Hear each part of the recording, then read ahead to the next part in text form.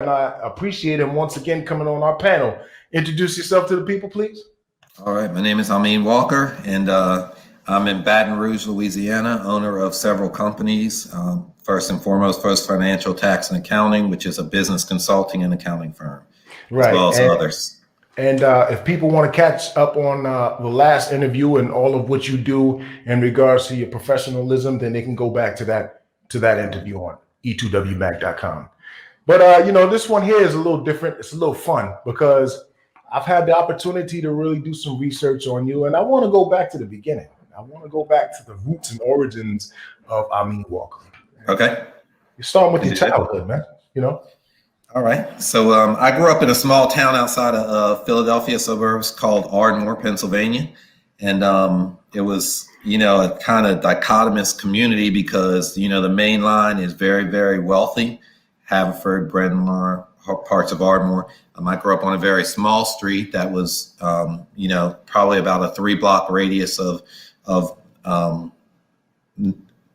black residents that didn't make a lot of money. My dad was a locksmith, so he supported us on that. He used to be a professional jazz musician, gave all that up for the family. All right. Can I interrupt for 1 second? Yeah, go ahead. You got so much.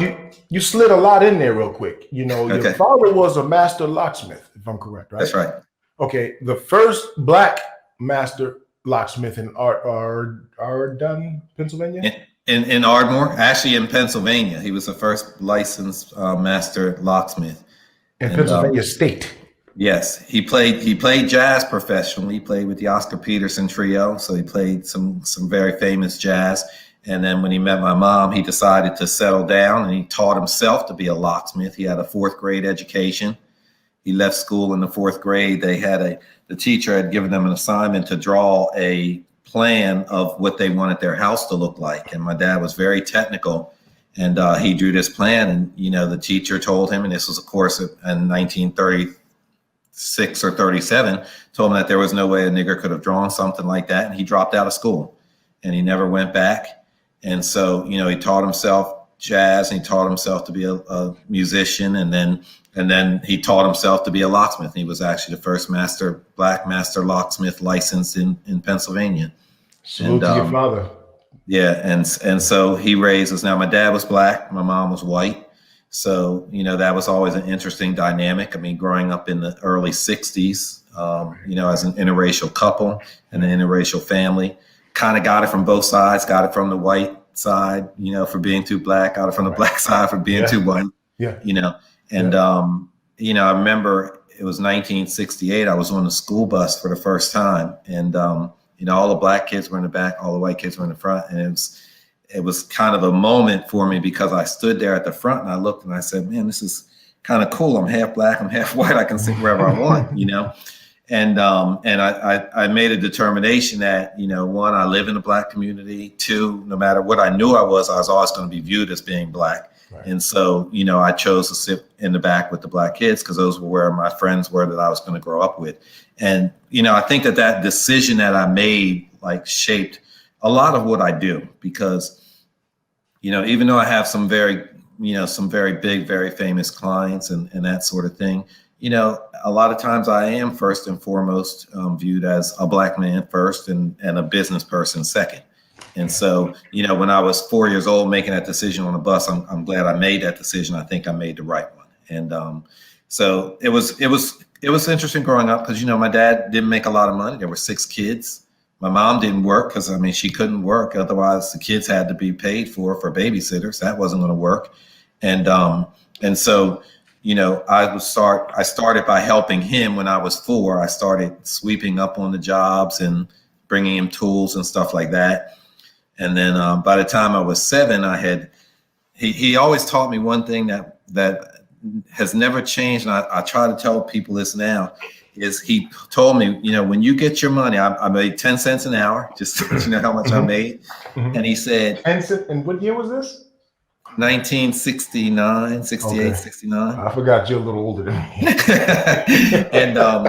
and he would say, here's what I want you to do. When you get your pay on Friday, I want you to take half of it and put it away. We're going to start he started a little passport savings book for me. And then he said, and the other half that you make, I want you to take and spend it on whatever you want. Blow it, do whatever. And, it taught me a good balance between saving and spending and rewarding myself. And with the money I had saved, by the time I was 7, I started selling Amway. Mostly, a lot of people don't know what Amway was, but it started out as this company where you would have products you sold door to door. Right. And, I would go door to door and sell products. Well, I learned 2 things pretty quickly, which was one, then this was when I was about 8. I had been selling for about a year. I determined, wait a second, if I sell these products that they need to buy refills for, they got to keep coming back to me. So I started selling all the little air freshening machines that they would have to buy refills for. Did you ever get into Avon? No, I didn't do Avon. But and then the second important thing that I learned though was that I could have other people go sell for me, and I could pay them a commission, and I would keep a commission. So I started organizing the neighborhood kids, and sooner, by the time I was, guess, about 9, I had about 6 or 7 kids that were running around the neighborhoods selling, and I was just ordering product and stuff like that. And we'd get the commission. I would pay them half of the commission, and I would keep the other half. And I learned about multi-level marketing pretty young. And as I understand, that kind of segues into a lot of your endeavors when you went to college and stuff like that. As I understand, you became the president of your school, the president of the Black Students Coalition in Ardmore, right? And that was I had a problem that's all right. pronouncing this. What's the name? That's all right. It's Haverford College. And Harvard? Haverford College. Okay. Haverford College. And it's a small private college. It was about 1,000 students. It was difficult to get into. The mean SAT scores, I think, was 1380 or so. They were out of 1,600 at that point. So it was a good experience. I'm glad I could go. I wouldn't have been able to go, but I was valedictorian in my high school and I won a scholarship. So, it was $27,000 a year. That was a lot of money back in the middle 80s or early 80s. Yes, it was. And because I went there in 83. And, I was able to do that. And I was active. I mean, I ran track. I was president of the Black Students Association. I was on several committees. And then I also worked full-time managing a Wawa food store, which is like a convenience type of store. So I did that 70 hours a week. And, 70 hours on top of going to school. Yeah. And then I double majored in microbiology and sociology and minored in music. So I kept busy, and not needing to sleep helps with that, because I have something called short sleeper syndrome. So I only sleep an hour or 2 a night. So I thought I was the only one. Nope, you're not it. So, those kind of things definitely help focus and allow you to achieve a lot. So, see, just speaking about it, not, like, this is your life. So it's really like, no big deal to you. Mm-hmm. But to me, it's cool. To say the least, that, another brother, a Black man, whether you're mixed, quadroon, octoroon, mulatto, it doesn't matter to me. You still have pigmentation in your flesh, and you're considered what I'm considered. And the reason why I laughed, and I'm not going to get too deep into this, but the reason why I laughed is because when you said that you were on the bus and you had to make a choice, because you weren't Black enough or you weren't white enough. Right. It reminded me of politics. Mm-hmm. If you are in a particular group and you are a minority, then your peers in that minority group will ostracize you. Yeah. And I always say to people, you have to sit at the table in order to eat. You have to be at the table in order to break bread, and then you can share with others. If you're not in the conversation, then the conversation can do without you. Goes on without you. That's right. So I just wanted to go into that real quick because you got so much going on. I mean, I want to really dig deep into, the younger. You were a musician. Your family had a little band going on, and salute to Big C. because he I was was your gonna drummer. say you were talking to my big brother. And he was the drummer, if I'm correct, for your crew, right? And your sister was a keyboardist. You played the sax. I don't know if you mentioned that.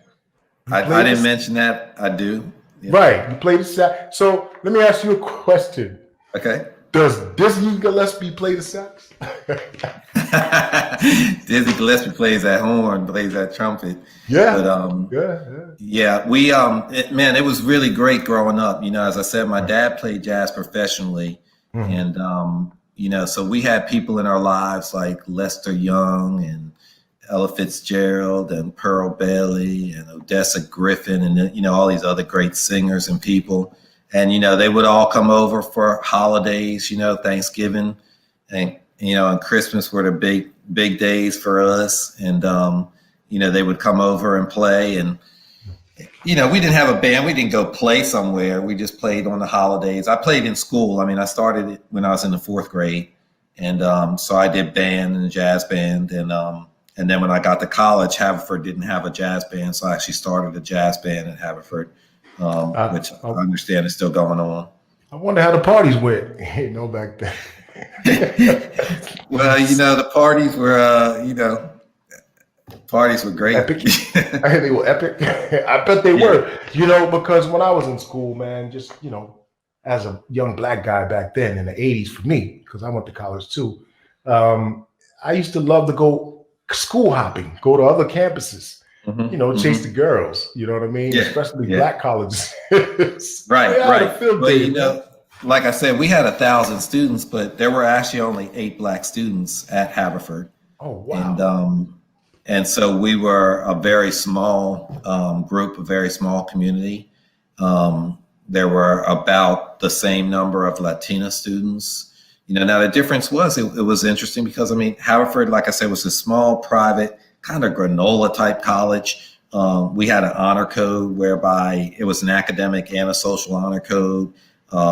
At the end of the semester, for instance, we would have a 2-week finals period, and they would the professors would give you the finals and tell you, okay, you can take them at home, in the library, out on the grass. You know, you could use open book, close, you know, or they were closed book, and they basically trusted you to not cheat on the exams. Yeah. And so it's sort of this weird little school. And I think we had representatives from over 56 different countries. So that was unique in that we had a lot of people there, and some good diversity. But it was interesting because it wasn't what you would normally think of as diversity. I mean, because it was literally people from all over the world.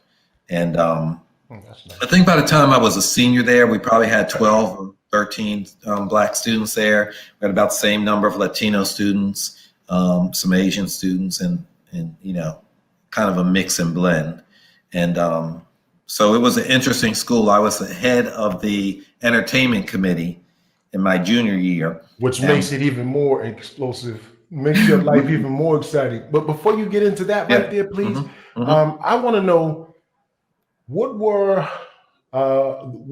the climate of the nation back then, from your memory, in regards to race relations. Back when you're talking about in the 70s, early 70s, in your youthful days. I mean, you know, we've all learned about it in the history books. You know, the one thing that is interesting that I say all the time is, you know, look, we've come a long way.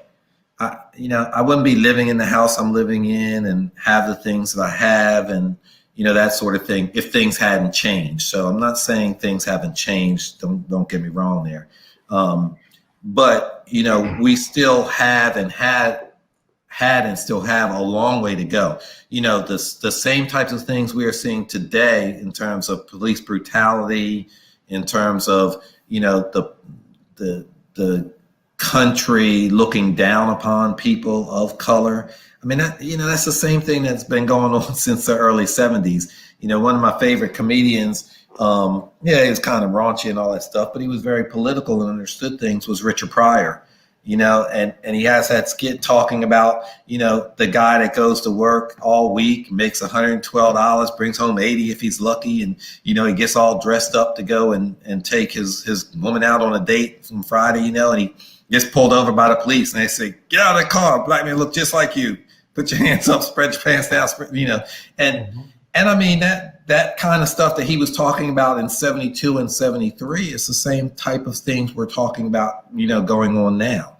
So I think the climate was, we were coming post 60s, post the Martin Luther King, post the Malcolm X. I think we got a pretty good blend in terms of the Black Power movement and people understanding that, there was nothing wrong with being Black, and standing up for your rights. Like James Brown said, I'm Black and I'm proud.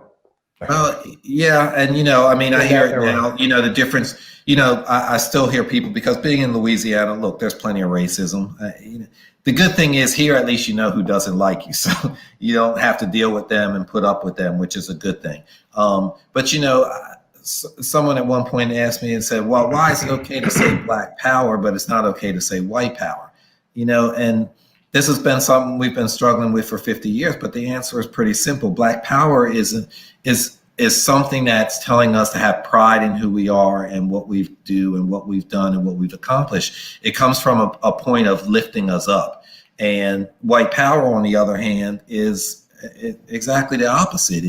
It's thinking you're superior. It's trying to put down other races and other peoples, and not trying to uplift somebody. It's trying to put people down. So there's a main difference between the two of them, and those struggles have been going on since I was younger. I don't know. I think if anything, the last 4 years have taken us more towards what it felt like to be in the 70s. The overt racism, the injustices that, the Trump administration. I don't care what your politics are personally, but, I'm gonna talk mine, which are, Trump was horrible for this country. And, we, in a lot of ways, some of the strides that we really spent a long time trying to fix and trying to develop and grow have been really decimated by his administration. And, the systemic racism that exists and was allowed to exist under his control. So, I think if you want to know what the 70s were like look at the last 4 years and you'll see what it felt like politically in the 70s. So now that America has spoken, but have we really? Well, Trump is no longer president. Yeah, okay. by the skin of our teeth. Well, I think today we're seeing a different day. I'm a little younger than you, so I didn't get all the backlash that you had coming up. I've experienced very minimal overt racism, but definitely systematic racism. I, as a Black man, have seen it with my family members.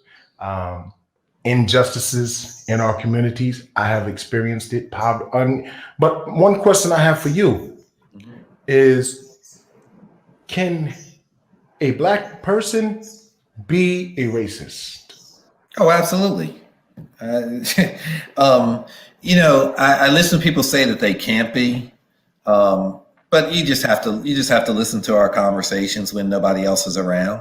I mean, the same things, sometimes we're saying when we're just us together is the same thing that we're condemning, white folks for. Now, am I saying, is it not justified?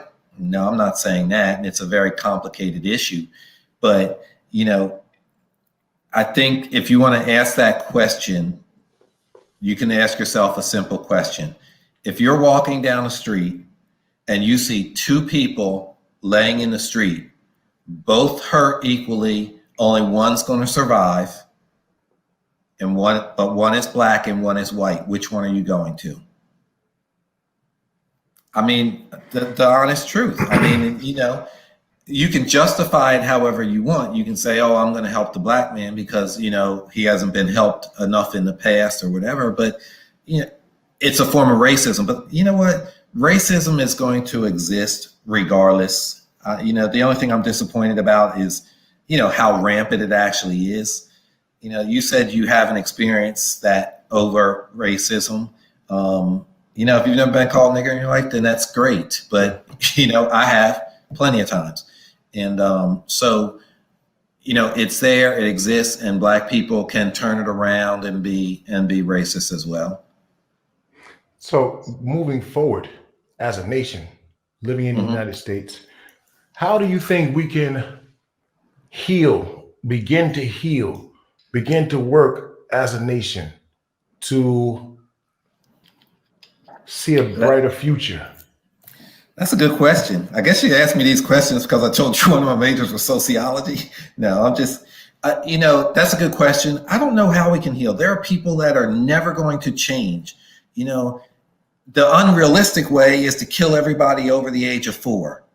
And just if the kids could take care of themselves and grow up, I think the country would be okay. But, as long as you have parents teaching their kids as they get older, racism, that's not going to go away. You're not going to change a group of people, a pack of people. Donald Trump garnered almost 70% of the vote in Louisiana. Almost 70%. I mean, 70% of the people here feel like he's a good president. He's a good person. He's, at least he's a better choice than Biden. I'm not going to change these people's minds. I'm not. Now, I think that you can work one person at a time. I don't think you're ever going to change a mass. I don't think you're going to change a whole group. But you know what? If you could change one person, and then that person can effect some change on some other people. And I don't know what that answer is, Maybe it's doing something really nice for somebody that is racist. Okay. And maybe they'll say it, but you know what they usually chalk that up to? Oh, he's different than the rest of them. How many times have you heard that? That's a great point. That's a great point. People tell me you're articulate. Yeah. As opposed to what? Right. I speak proper English. I don't speak white English. I speak proper English. So, don't tell me I'm different from the rest or you're not like them. What is like them? And that's the attitude that you're not going to change. I mean, even if you do nice things for people, even if you help somebody out, I would love to see life or death situations where you can save somebody's life and they go, man, that guy saved my life, instead of that black guy saved my life, and I think we're just gonna have that. I don't know if it's gonna change. I know, predominantly, most of my clients are white. I mean, I have a very large base of Black clients, but probably 70% of my clients are white. I'm in Louisiana. Who owns businesses in Louisiana? Mostly white people. So those are the things we have to try to change. We're going to have very little success changing people's minds. I know Biden, his speech was a feel-good speech, but I don't know if we can heal the country. I don't know if we can. I think if anything, we're just going to shove the feelings back under the carpet, and they'll be back under the carpet like they were pre-2016. Okay. And with that, I woke up to the news this morning, and I think I read something regarding a new vaccine or a new mandatory testing for COVID-19. Is that something that you read? I follow a little bit. I saw that Pfizer has released that the vaccine seems to be 90% effective. Mm-hmm. Brings us up to another interesting side note, but it says it's proving to be about 90% effective. So, I mean, look, if they can come out with a vaccine within a year of this happening, or even a year and a half, I mean, that's a tremendous accomplishment. Normally vaccines take 5 or more years to develop and to get out there and available on a widespread facet. So, even if they get it done in less than 2 years, I think they've done something. Now, will everybody take it? I don't know. Unfortunately, you have some conspiracy theorists that say, oh, well, I'm not going to be first in line because, what they did to Black people in the Tuskegee program, so. No, I'm listening to you. I'm sorry. I just wanted to pull something up while you were speaking. And yes, I remember hearing stories. I'm from Alabama. So yes, I remember, a lot going on down there in Tuskegee and infecting people with syphilis and tuberculosis and all that stuff. Mm-hmm. And where I'm going with this is that a lot of us don't realize just how serious this COVID-19 pandemic is. Yeah. Well, I mean, it adversely affects us as a race because we typically have some health issues that put us at risk. Hypertension, diabetes, other heart conditions, obesity. All of these things are things that, make us not as effective fighting COVID as some other people. And I'm sure that I don't follow the statistics in other states, but I know in Louisiana, we make up, a lot less than half of the population, but certainly make up more than half of the COVID cases. So, something's got to be going on that's making that happen, and it's typically our health. So, no, I'm sorry. What did you say? No, go ahead. So where I guess I'm going with this is being that so many Black and Latino and brown and yellow people are being adversely affected by COVID-19. I guess where I'm going with this is, how can we find a solution? How can we find a way to help protect each other if we're in these domiciles that are in close quarters? If we have to live in conditions where we don't have the resources to get medication, I'm just trying to figure out how can we promote a message that can help others live until the next year, COVID-free. Yeah. I think it's simple. I mean, I think that we have got to do a better job of protecting ourselves when we're outside of those insular family units. I mean, it's been proven, it's been shown, face masks work. But, every weekend I see, parties and stuff and people on Instagram. One of my successful clients, he's kind of, is probably in his middle 30s. And I saw him at a party yesterday, at a Saints party, and there must have been 100, 150 people there, hugging, dancing, watching the video, watching the game, go Saints, and nobody had on masks. Yes. You can't run around without a mask on and expect to not catch this thing. I think they put everything out there that we need to slow this thing down. Okay. They've told us, wear masks, wash your hands regularly. Okay. Don't touch your face after you touch things. Wash your hands and then touch your face. Right. But we don't do them. We choose.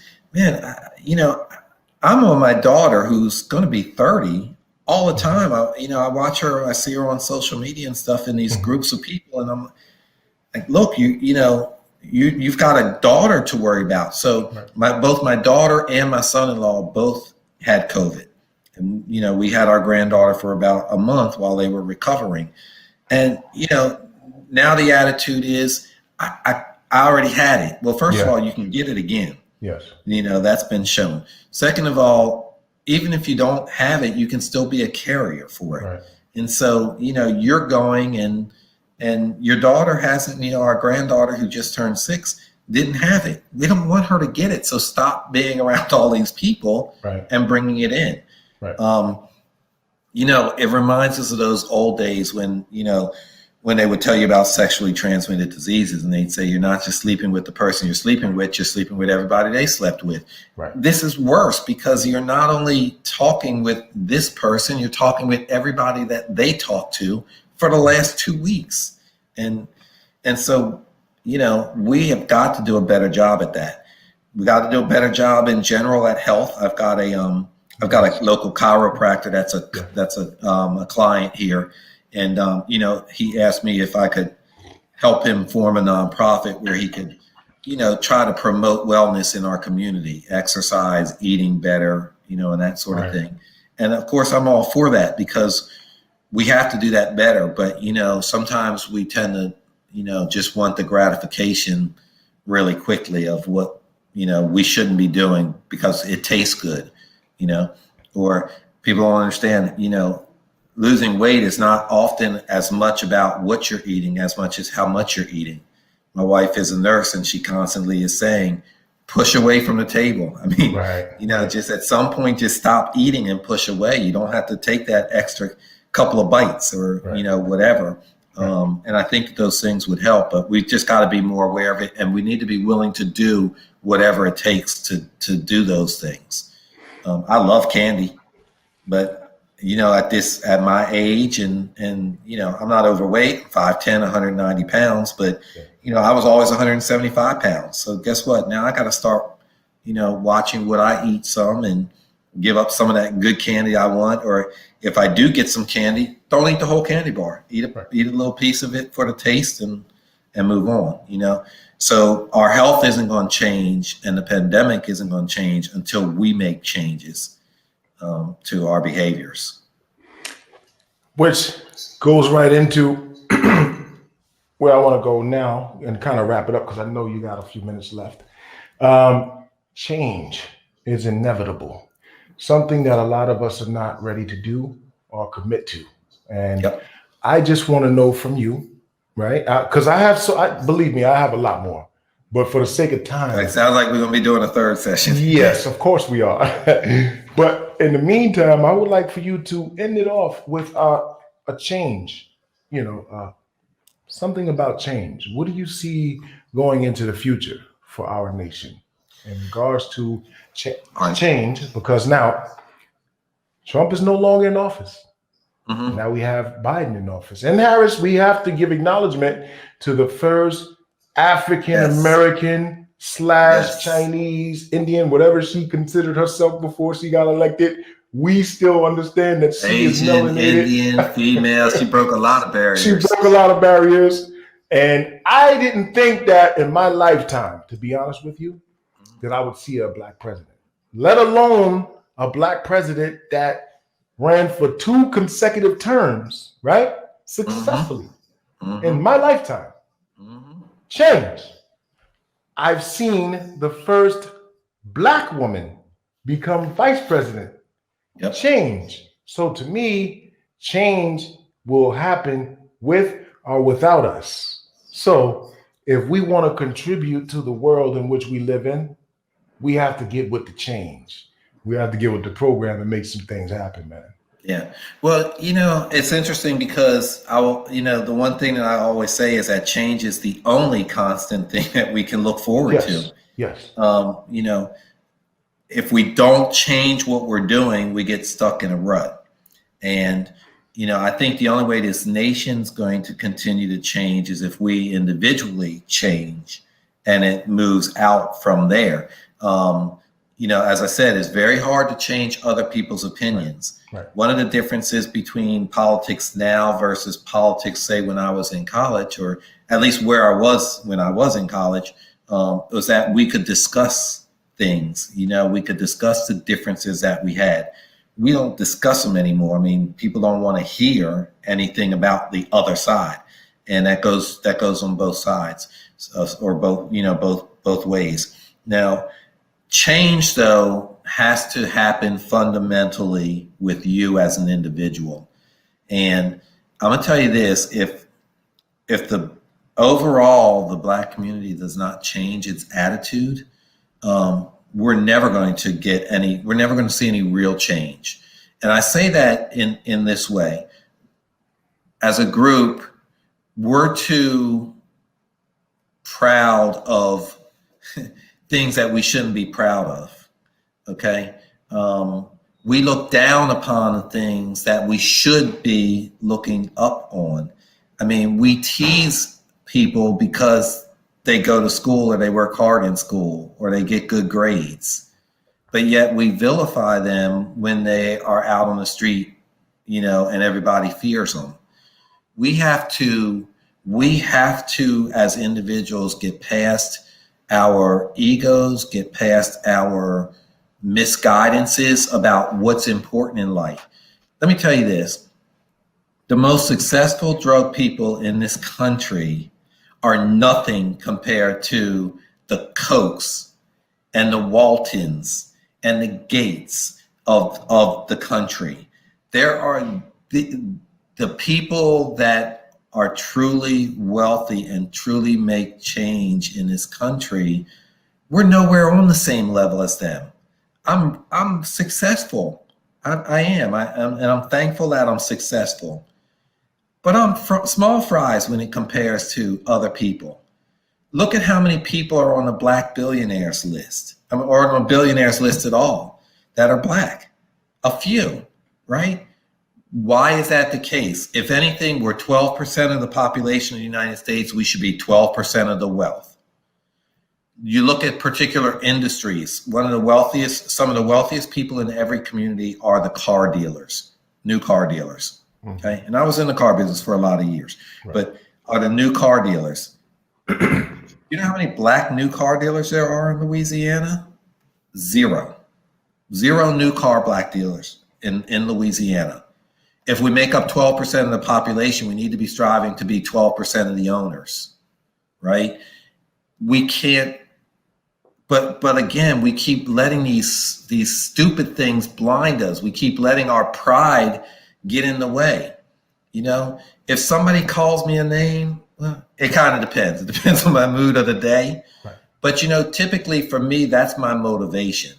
You know, usually it's somebody calling you a name that's in a much worse social station than you are anyway. So why are you even going to let it get to you? He's going to go back to his miserable life, his miserable family, and it's not a big deal. Move on. It happens. Things are going to go on. You know, you have to pick your battles, and sometimes, I pick my battles. Right. But sometimes I also say, roll it like let it roll right off your shoulder, and don't think about it. And again, we have to do some things if we're going to change. And I guess that's the playing the man's game. Maybe, but if you don't play the man's game, you really aren't getting anywhere. And if you don't get in, you can't change anything. So, you know, I kind of, you know, this, I know there are a million stories about where it came from, but okay. Yeah. I don't like sagging. I think it makes us look like buffoons. I think it makes the people not take us seriously. I don't know. Did it start in a jail because the men didn't have belts on, and, you know, so their pants dragged, and so we think that people in jail are cool? I don't know. Did it come from, you know, some sexual background that people are saying it is? I don't know where it came from. I don't care where it came from. But you show me one successful black or white person other than a rapper that wears his pants down. I can't name any. And you look at what happens to the rappers that were that way when they do start to make money, that were able to cross over. Look at a Jay-Z. I mean, he sagged. LL Cool J sagged. They don't do it anymore. But you know what? Now they're in positions where they can buy companies and buy teams and actually make some real change. So did they sell out by pulling up their pants? I don't think so. I think they understand how the game is played, and they're playing the game. You want to go play for the Saints or you know, the 76ers or whoever it is, guess what? You're going to wear their uniform, right? It's no different. Business has a uniform. And you know, I might wear some jeans. I got on some jeans today with some cowboy boots and a jacket. You know why? After I leave here, I got to go to Denham Springs, which is one of the most racist places in the country. Well, you know what? There were cowboy boots out there. So if I got to stop at a store, I still got my gun, concealed handgun permit, and I got my gun on my side. But hopefully it doesn't come down to that. I'm wearing cowboy boots and jeans, and they're like, he fits right in. Right. Okay. Now, what happens if I go there and I've got my pants sagging? I guess I'm going to expect to get some flack, right? I mean, and I know there's some people that are watching this that are probably like, you know, listen to this sellout or whatever. I'm just telling you the way it is. This is the country we live in. This is the environment we live in. If we want to truly effect change, we've got to be in a position to effect change. And we're not going to get in a position to effect change unless we understand how the game is played, and we play the game better than them. Well, well enough said.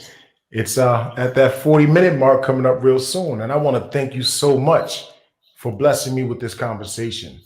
And I want to talk to you behind the scenes in a minute. You know, I hope I got 5 minutes with you before you go. Yeah, you do. And Okay. I hope next time, you know, we can. I mean, we talked about some social issues and stuff. You know, I don't mind keeping on doing this, and I'd like to, you know, let's just spend more time. You know, let me give people advice on how to properly run their businesses, how to choose the right corporate structures. I mean, you know, the things that they need to succeed in business, because we have got to take a chance. We have got to get out there, and we got to stop working for other people, and we have to start our own stuff. Almost everybody that's working for somebody could be doing the same thing that they're doing for somebody else for themselves, but they just have to take the chance and do it. And with that, I thank you very much. It's your boy Mac live on location once again with your e2wmag.com. Check us out on all social media platforms. Don't forget to check out my man, Walker. Tell them your social media so they can catch up with you, bro. So you can put in BizFixer, BIZFIXR, or on Facebook, it's First Financial of Baton Rouge. And there's some good stuff on there. I used to have a lot of followers on Instagram. I actually, about 2 years ago, kind of wiped that out. Okay. So more of my information is probably on Facebook and on our YouTube channel, which is First Financial Baton Rouge as well. And you don't have to subscribe to it. You can just go and watch the videos. I don't care about the subscriptions. Oh, and also he's on YouTube. So if you don't catch up with him on Instagram or Facebook, check him out on YouTube. He has some a webinar series going on. And you can always get back with him right here on e2wmag.com. We're going to try to keep this thing going. You're very informative. You're a lecturer, of course, but you're a geek. Well, I'm not going to go as far as to say a gatekeeper online. Oh, I thought you were going to say a geek. I was going to say, yeah, I'm a geek. But, you know, and I just want to, before I let you go, I just want to say this, is that in certain communities where I come from, I'm going to keep it subjective. The hierarchy, the family orientation has been broken down or decimated so much that the father in the household is usually absent. So when we have a leader in our communities, especially underprivileged communities, and I'm not in those underprivileged communities anymore, but I have family members who I can't afford to move out. The tools that they need to be equipped to survive in that community is, like I said, depleted to the point where this is needed. People like you to give them hope and despair, what they think is despair. Because to me, any day living, taking a breath, I mean, you're winning. No way, ifs, ands, or buts about it. You know, you're winning. Absolutely. But I just want to thank you, man. I want to talk to you behind the scenes real quick, man. Is that all right? Sounds good. All right. Peace, people. I want to thank Imam. Imam. You might be an Imam, but your name is Imam. I mean, I'll talk to you a bit. All right, sounds good.